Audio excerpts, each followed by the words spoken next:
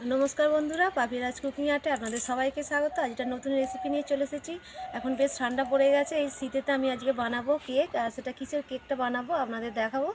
चलुन निये निয়েছি 4টে অরিও বিস্কুটের প্যাকেট। আমি অরিও বিস্কুট দিয়ে কেকটা বানাবো আর খেতে খুবই ভালো লাগে, খুবই সহজ বানানোটা। আপনারা অবশ্যই দেখুন, পুরো ভিডিওটা ভালো লাগবে। খুব কম সময়ের মধ্যে আমি বানিয়ে দেখাবো। এবারে আমি এই বিস্কুটগুলো প্যাকেট থেকে বের করে নিচ্ছি।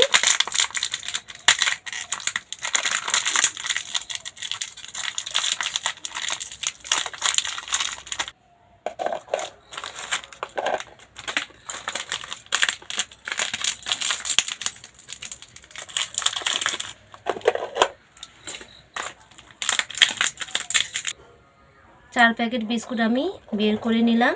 এবার এই বিস্কুটগুলোকে আমি গুঁড়ো করে নেব শিলেতে। আপনারা চাইলে মিক্সিতেও গুঁড়ো করে নিতে পারেন।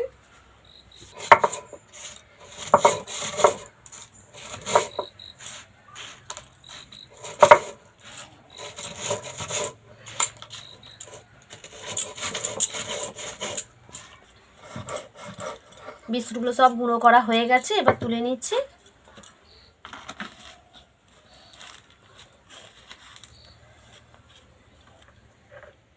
নিয়ে নিয়েছি চিনি, চিনিটা এবার গুঁড়ো করে নিচ্ছি। এখানে 100 গ্রামের মতো চিনিটা নিয়েছি।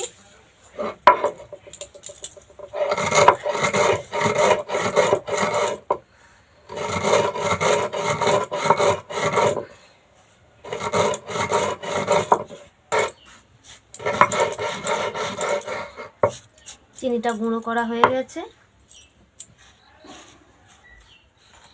কেকেতে চিনিটা গুঁড়ো করেই দিতে হবে, তা নাহলে কেকটা ভালো হবে না, সেই জন্য গুঁড়ো করে নিলাম। বিস্কুটের গুঁড়োগুলো একটা বাটির মধ্যে নিয়ে নিলাম।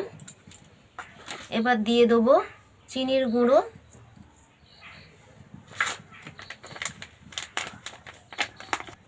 এবার দিয়ে দিচ্ছি আমল দুধ 5 চামচ।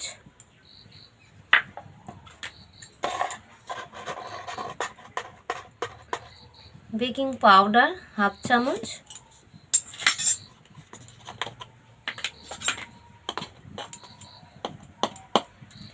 কর্নফ্লাওয়ার 1/2 চামচের চেয়ে একটু কম দিয়েছি। সব উপকরণগুলো একসঙ্গে মাখিয়ে নিচ্ছি।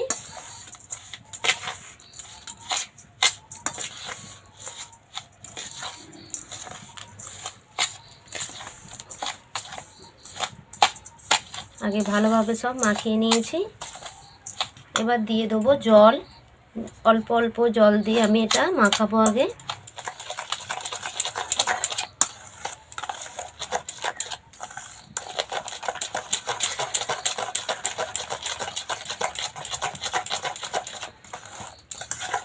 ভালোভাবে এভাবে অনেকক্ষণ ধরে একটু ফেটিয়ে নিচ্ছি।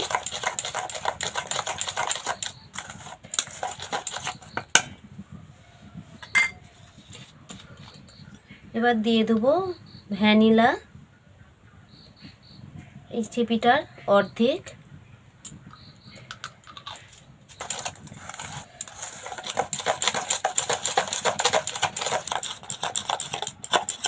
দেখুন মাঝে মাঝে বুজবুজ করে ফুটে উঠেছে। এবার এরকম হলে জানবেন যেটা মাখানো হয়ে গেছে। আমি এবার এটা ঢাকা দিয়ে রাখছি, 30 মিনিট ঢাকা দিয়ে রাখবো। উনানটা জেলে নিয়েছি। এবার এর মধ্যে কড়াটা বসিয়ে দেবো, দিয়ে দেবো বালি। চাইলে আপনারা নুনও দিতে পারেন।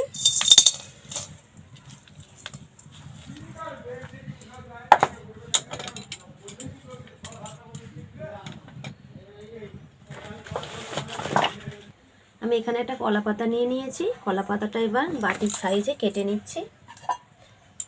এইভাবে কেটে নেব। এইভাবে বাটিটা উপর করে কেটে নিচ্ছি।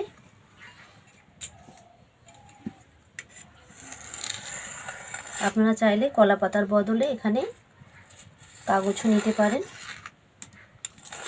এইভাবে কলা পাতাটা কেটে নেব। দেখুন কত সুন্দর গোল হয়ে গেছে। বাটির মধ্যে আমি একটু সাদা তেল লাগিয়ে নিচ্ছি।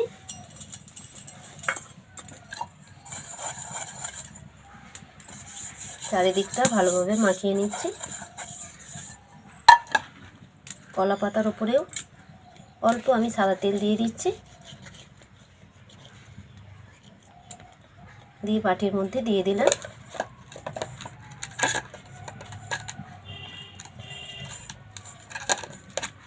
ভালোভাবে দেখুন বসিয়ে দিয়েছি, আর বসেও গেছে খুব সুন্দর কলা পাতাটা। এবার বাটিটা গরম হয়ে গেছে অল্প, আর একটু গরম করে নেবো বাটিটা, একটু উপর থেকে তাপ উঠবে, সেই সময় এটা বসাতে হবে। 30 মিনিট পর আমি এটা ঢাকনাটা সরিয়ে দিলাম, দিয়ে আরও একবার ফেটিয়ে নিচ্ছি।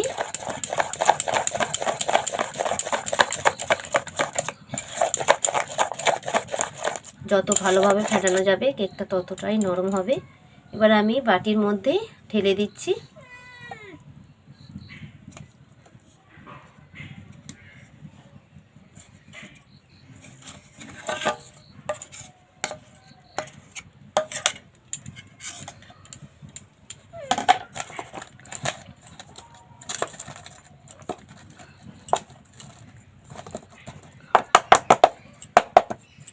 দেখুন বাটিতে খুব সুন্দরভাবে আমি ঢেলে দিয়েছি, আর এটা এইভাবে কিছুক্ষণ রেখে দেবো বাটির মধ্যে।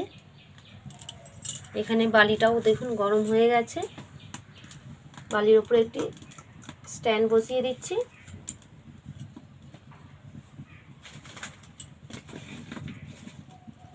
এবার আমি এই বাটিটা স্ট্যান্ডটার ওপরে বসিয়ে দিচ্ছি। এবার ঢাকা দিয়ে দেবো, আর একদম অল্প আঁচে আমি করছি। এটা একটু জাল বেশি দিলে কেকটা চুঁয়ে যাবে আর ভেতরে কাঁচা রয়ে যাবে, সেই জন্য একদম অল্প আঁচে এটা করতে হবে। দেখুন বন্ধুরা কেকটা অনেকটা ফুলে গেছে। এবার আমি এর উপর সাজিয়ে দিচ্ছি কাজু বাদাম, আস্তে আস্তে দিয়ে দিচ্ছি একটা একটা করে।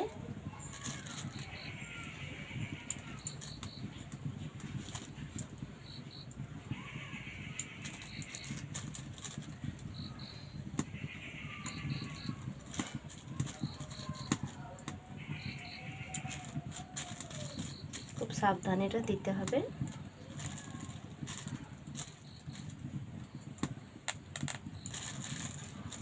দিয়ে দিচ্ছি এবার কিশমিশ একটা করে।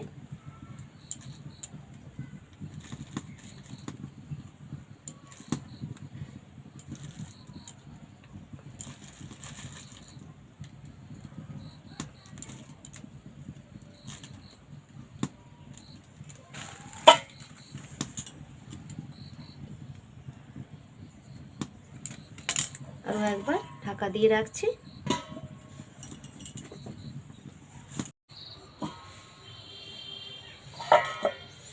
দেখুন বন্ধুরা কেকটা রেডি হয়ে গেছে, আর আমি আপনাদের দেখাচ্ছি।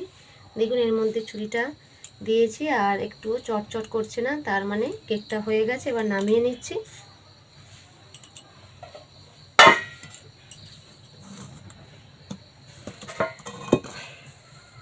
কিছুক্ষণ রেখে দেবো, ঠান্ডা হয়ে গেলে দেখাবো কেকটা কেমন হয়েছে।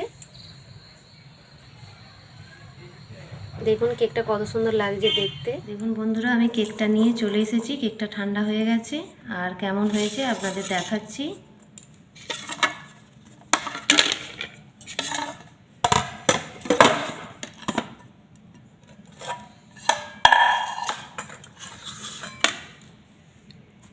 পাতাটা এবার তুলে নিচ্ছি আস্তে আস্তে।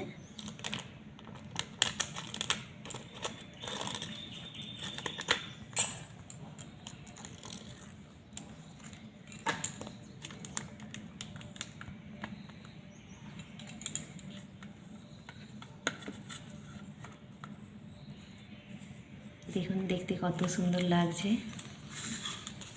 খুব সুন্দর লাগছে কিন্তু। আর এবার কেকটা আমি কাটবো, আর দেখতে যেমন সুন্দর খেতেও খুব সুন্দর লাগবে। আপনারা অবশ্যই কেকটা বানাবেন, আর কেমন হয়েছে আমাকে কমেন্ট করে অবশ্যই জানাবেন।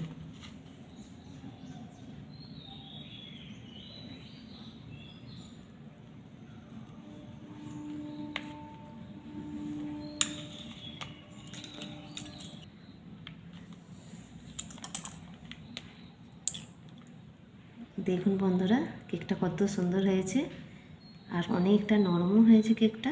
দেখুন, খেতে খুবই ভালো, আপনারা অবশ্যই বানাবেন এইভাবে।